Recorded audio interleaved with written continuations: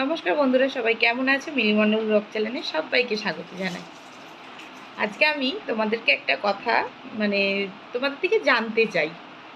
কথাটা হচ্ছে যে সন্তান তো সবারই, মা বাবা দুজনারই।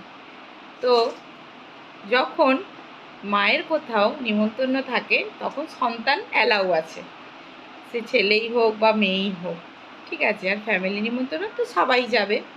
কিন্তু যখন বাবাদের কোথাও নিমন্ত্রণ পড়ে, যখন আমরা বলি মায়েরা যে যেদিনকে যাবে তাহলে কিন্তু ছেলেদের নিয়ে যাবে, তখন বলে না না, শুধু আমাদেরই নিমন্ত্রণ আছে।